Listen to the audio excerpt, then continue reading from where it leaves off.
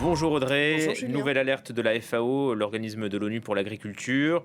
On s'inquiète à présent du dérèglement climatique et de ses effets sur la sécurité alimentaire mondiale. Oui, la FAO et l'Organisation météorologique mondiale ont fait paraître un rapport aujourd'hui intitulé Forte chaleur et agriculture, et voilà ce qu'il nous dit.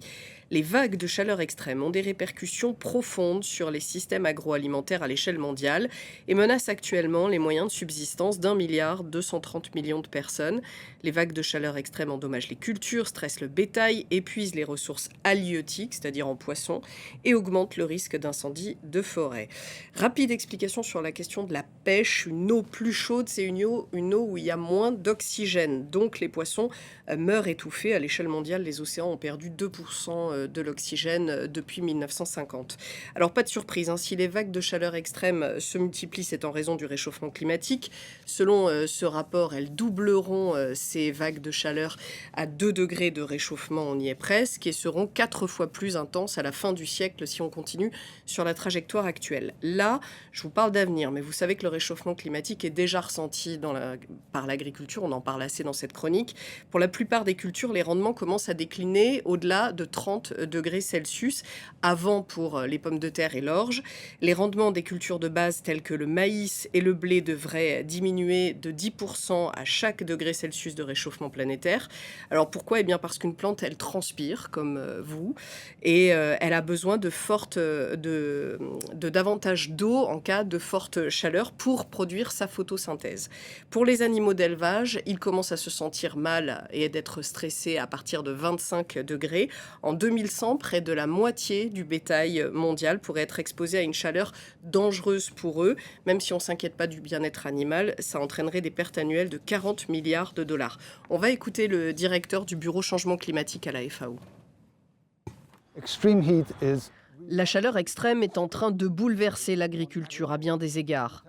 Elle influe sur ce que les agriculteurs peuvent produire, sur le moment où ils peuvent le faire, et dans certains cas, sur leur capacité à cultiver les mêmes denrées qui nous nourrissent depuis des siècles.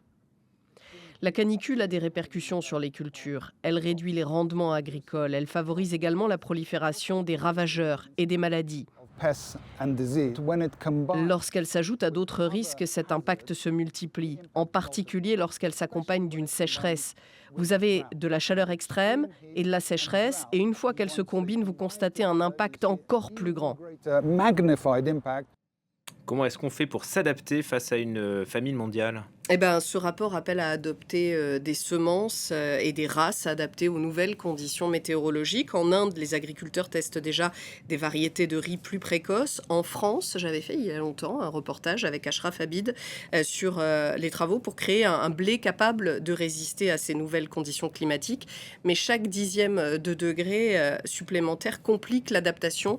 L'Organisation météorologique mondiale appelle aussi à mettre en place des systèmes d'alerte à disposition des agriculteurs parce qu'on peut prévoir l'arrivée de ces vagues de chaleur et peut-être s'y préparer dans la mesure du possible, et surtout à soutenir les agriculteurs dont l'activité conditionne notre capacité collective à nous nourrir. Écoutez. Une alerte précoce ne suffit pas toujours à elle seule. C'est pourquoi nous avons besoin de financement. Nous avons besoin d'assurances pour aider les agriculteurs et les communautés agricoles à faire face aux conséquences de la multiplication des épisodes de canicule. Il ne s'agit pas seulement de devoir travailler dans un environnement légèrement plus chaud. Il s'agit d'une chaleur dangereuse pour les travailleurs agricoles qui peut entraîner des maladies chroniques et, dans des cas extrêmes, la mort. Et c'est pas juste pour faire peur, hein, parce qu'à l'heure actuelle, déjà, les travailleurs agricoles ont 35 fois plus de chances de mourir de la chaleur dans leur cadre professionnel que toutes les autres disciplines professionnelles. C'est-à-dire que le réchauffement climatique entraîne déjà une surmortalité? Oui, c'est ce que confirment 65 chercheurs qui ont analysé la situation en Europe. Ils ont publié une évaluation des menaces sanitaires liées au changement climatique dans la revue médicale britannique The Lancet. En 2024, année la plus chaude jamais enregistrée en Europe, 62 000 personnes sont mortes de la chaleur. La population en Europe, elle est plus âgée, donc plus fragile face aux fortes chaleurs, mais elle augmente aussi la chaleur, le risque de maladies comme le chikungunya ou la dengue. En revanche, le nombre de morts liés à la pollution atmosphérique recule. Il faut bien qu'il y ait une bonne nouvelle. Aujourd'hui, c'est le jour de la Terre. Je ne sais pas si vous savez, Julien. Et j'aimerais rappeler que notre santé dépend de celle de notre planète. Et c'est pas un slogan, c'est tout simplement une réalité. Et c'était le thème du sommet One Health, une seule santé, qui se tenait récemment à Lyon, en France. Merci beaucoup.